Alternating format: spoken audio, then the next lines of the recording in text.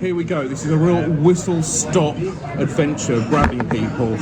This is the second time I've managed to actually sit here, and this is the first time I'm going to actually have the success of the interview taking place. Yeah, I'm here with Liz Darlison. Liz, thank you very much indeed for your time. You're Liz very welcome. is the chairwoman, your chair, CEO? Chief exec of Meso UK. Yes. Can I say Meso UK? And I'm also a consultant nurse. So I'm a nurse in the NHS. Yeah. And an MBE, I believe. Yes. Yes. How lucky am I? Oh, very much so. Yeah, I feel very blessed. Yeah, so you should, well deserved. Well, you don't even know much about me, and you're saying well deserved. Do you know what? I do and I don't. I don't. You're quite right, I don't. You know more about the organisation. Oh, yes, exactly. But we met in Birmingham at the Contamination Expo. Yes. I knew and I couldn't come to your demolition even and though asbestos. you're from Leicester. Yes, I was away that weekend, and I'm also a Leicester City fan, and you held it at the King Power Stadium. Me. You know where we're going next year, don't you? I did. Somebody's told me, and I forgot. Tottenham Hotspur. Oh, really? Oh, that's a nice ground. Ground. God, that'll knock the socks off King Power. That's what we're trying to do. Yeah. See? Every time, get a bit bigger because more people want to come. To go to Tottenham Hotspur. It's a really nice ground. I've never been to the Spurs ground. Anyway. Anyway. But we're really looking forward to it. We can get a lot of investment from people trusting us and wanting us to spread the news in the two sectors that the awards are for, demolition and asbestos. Yeah. So it's going to be a joint again, event. the second united event. Yeah, the fifth British Demolition Awards, second Asbestos Awards. There's going to be more Asbestos Awards there this time, more Hall of Fame inductees, just to sort of level the playing field somewhat. Right, but yeah, we're really looking forward to that. September the 1st at the you said King Power, let's have it, at the Tottenham Hotspur Stadium. But going back to your statement, Liz, I know Meso, I know Mike there, and the lovely lady whose name escapes me, Faye, who grabs me at any opportunity to have a natter or go on my lectern on the stage and push what you guys do. Oh, it was funny, but it was great. That was brilliant. So I like Faye a lot, if I can remember her name. The reason you stuck with me is we spoke to my colleague Luke. Do you remember speaking to Luke on the stand? We had a stand. Yes, I do. Now his grandfather is suffering from very similar, in fact not similar, exactly the same as Mavis Nye's going through. So he's got say it please. Mesothelioma. I can never do it. 18 months to try. 18 months, I can never say it. Mesothelioma. Go back to phonics at school. Mesothelioma. Mesothelioma. There we go, that's the one. He's suffering that, and you took him for 20 minutes. You had a great chat, and you gave me a number. You said anything, and I just it made us. What a lovely, lovely lady you were. We both said that. Nurses, we are. You know, it's part of the course. Being a nurse, you generally speaking, communication skills, caring, compassion, social work, everything, isn't it? Yeah, absolutely everything. Yeah. But no, so. I may know things about you don't think I know, things that I've experienced. So that was something that sticks with me and certainly sticks with Luke as well. So he'll thank you for that, and via me, I'll thank you on his behalf. So you're very welcome. Very nice, very nice. Yeah. So what are we doing here? What are you doing here at the European Asbestos Forum? Yeah, so I was invited to speak to talk about the Mesothelioma UK, the journey we've been on, and the organisation, and you know what we're about. There's a great international presence here. Meso UK is a pretty unique organisation. I only know of one other organisation like us, and that's in the US. And I think the Netherlands, their incidence of mesothelioma is second to the UK, so really high incidence. And you know, I think that Meso UK is an organisation that could be replicated in other countries. So I think that's why I was invited to talk about the charity. For me, Meso UK has been a very clinically focused organisation, so we're very much embedded in the NHS. We're very much focused on treatment, care, support, symptom management, benefits, financial advice and all the rest of it. And we've not really engaged probably as much as we should with the asbestos community.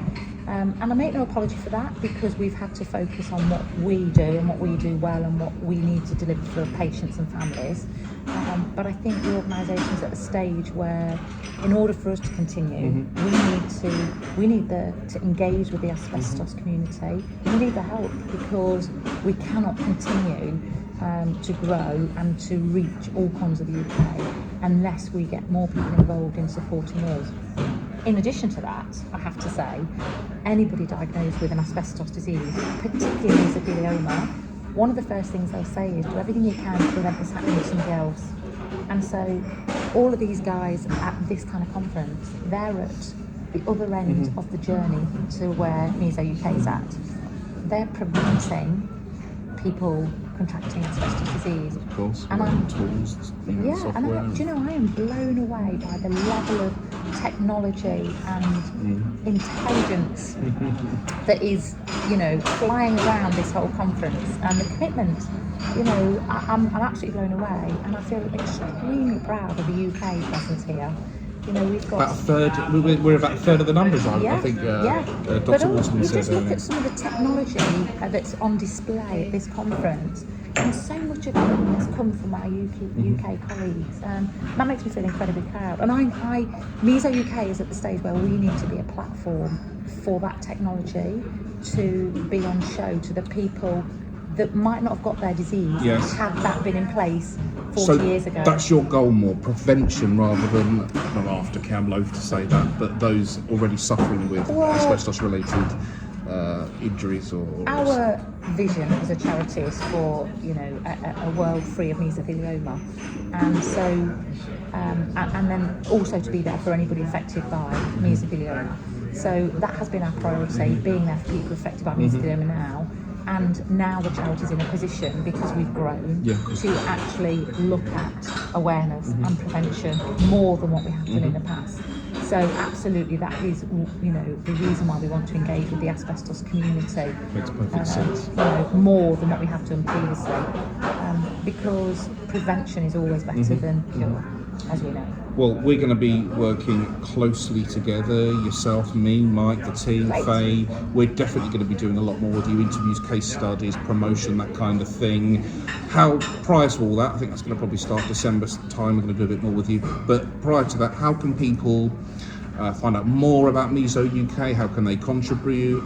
Presumably you're obviously looking for financial support, but is there other support that people can give? I mean, any organisation needs to do team building and to promote teamwork in their organisation. Why not do that as a fundraising activity? So, you know, it's not just about corporate donations. I mean, that's very, very welcome, but we're all feeling the pinch currently in the current economic climate. But team building, you know, have a cake sale or do a sponsored walk or a skydive. And we're a really worthwhile charity. We are completely embedded in the NHS and dedicated to making the NHS. I heard you talking to someone earlier and you were reiterating that. I think it was a Dutch chap actually, and you were saying about the NHS influence and how you are deeply rooted and embedded. Yes, absolutely. I mean, at the end of the day, you know, in the UK, if you are struck down with any illness, the NHS is where you turn to for support and expertise. The rarer your disease, the harder it is to find that expertise. We as an organisation oil the wheels for all of that. So we want to get, because we've got some amazing experts in the UK, patients sometimes struggle to find them. So what we do as an organisation is help oil the wheels of that and get people to the experts. In front of the right people. And then we'll help them pay for that, you know, we'll do anything to get them, because you can't have a mesothelioma expert in every NHS trust. So we are completely dedicated to the NHS and making it the very best it can be in people's hour of need. So Liz, very tempted to name an asbestos contractor or two, put them on the spotlight, but I'm not going to. Say ex-contractor wishes to, I'll have a bit of that. I'll support Asbestos Hub supporting Meso UK. Do you offer guidance for how to put on a team building day? Yeah, do you all have, that. We have got all the bumps and all the booklets are here. Yeah. So this is. That's volunteering. So here we go. Here we go. Careful with that. Sorry. Careful. There She's you moving go. the shot.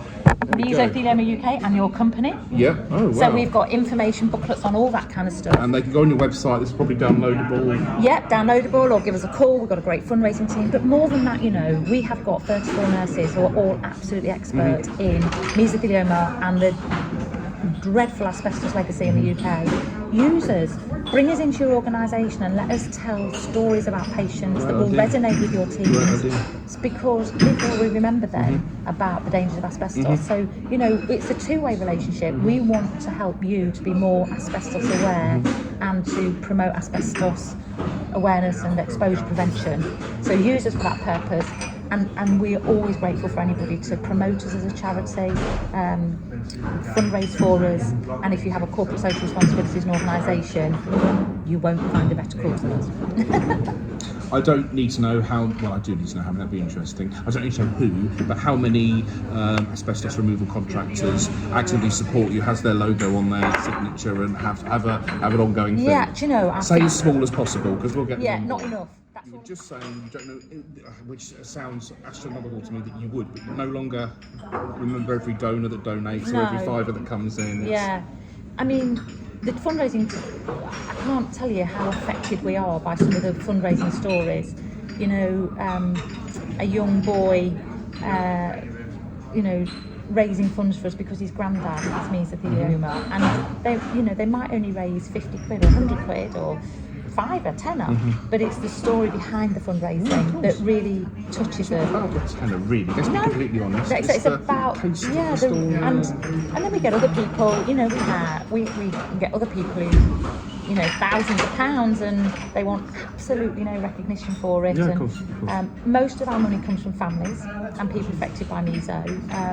And all I can say is that, you know, we need support more now than ever in our 20-year history, really, or we're not 20 years now, actually, we're 18 and a half years, because COVID has hit us really hard.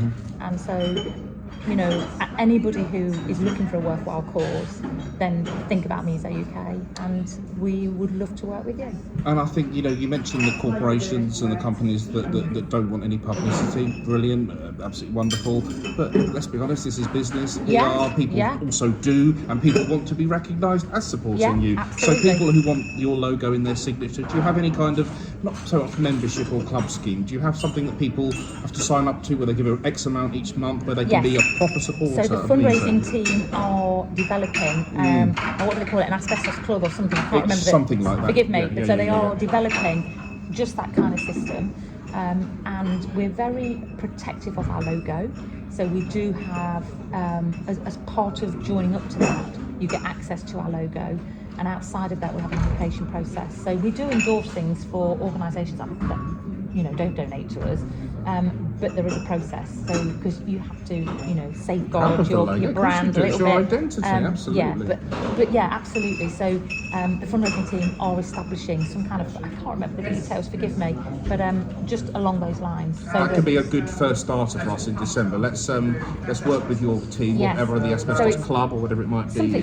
So that people, asbestos, it's to allow the smaller asbestos companies to get involved, because we recognise that for some companies it's going to be £50 a month, and for other companies it might be £500 a month. Isn't it? So we want to work with all of them, and that's what they're developing, a kind of partnership club that allows all members of the asbestos industry to support us. And brilliant. No, that makes sense. We'll do a feature on that. And remember, it's a two-way thing. We want to support the asbestos industry and really use it as an opportunity to raise awareness about it. So, you know, those young employees in the asbestos companies going out every day, putting themselves at risk, we just need to remind them, you know, you don't ever want to be seeing me. You don't ever want to be seeing me in my professional, clinical, so, you know, listen up and let me tell you the stories that you will remember. I must say there's been a few tear jerkers over the past couple of years that we've been running this this particular brand, I must say. How about yourself, Liz? How did you get into this? How did you get into your role at Meso UK? What's your story? I know you're a nurse. I'm a nurse, and my background is respiratory. I worked in respiratory medicine. I met somebody who was passionate about lung cancer, started working with him, a clinician, and in my early days of working in lung cancer, I met a lot of people with mesothelioma, and they really were the forgotten cancer. And with the support of a very well-known nurse at that time in Yorkshire and the clinical team around me, I applied to Macmillan Cancer Support to set up a Macmillan service. So it was the National Macmillan Mesothelioma Resource Centre. Macmillan funded us for the best part of 5 years, but then the only way to sustain the service we developed was to go as an independent charity. Okay. So it was a massive step. You know, I've been absolutely... You weren't there for 18.5 years, have you? You've been there from the start? I'm the founder of the charity. But in the NHS you're very costed, you don't have to worry about income, you don't have to worry about getting your computer That was mended different, or stepping outside of that after, at that time I'd worked in the NHS nearly 20 years. So I'm still employed by the NHS and seconded out to run Meso UK. But yeah, so that's how it happened. Just purely answering a need identified by the amazing clinical team I worked with for patients, and it has become Meso UK that now we have the best part 50 staff that we support in some way, shape or form. We've reached virtually all corners of the UK. Ireland is next on the list, and we're working really hard with health providers in Northern Ireland and admin cancer support there. So yeah, I'm very proud of the organisation. I've got a great team. Yeah, you've every right to be. You've done a great job yourself. Thank as you. well. It's great to have you There's no question. engaging with the asbestos legacy that we tragically have in the UK. We identified probably 12 areas, including obviously the biggest one for us, which is the removal contractors, but then splintering off that, charity, events, technology, prevention, all these different factors, and I know you guys have been wanting to speak with us, and we've been desperate to speak with you, so we've had a great informal chat here today for the second time. We'll sort something out for next year's awards. You got Toby's card? Yes, you had Toby. You had the pleasure of our register Toby earlier. I will. What date is it? Next year? 1st of September. 1st of September, so I'll do my utmost to be there for that one. Yeah. Interesting, my son was at the one at King Power as well. Even though he's not related to the industry, it's a long story how he was there, and I didn't know he was there. On a demolition or asbestos capacity? It was with a company that provides equipment to the demolition. SMH? Empire?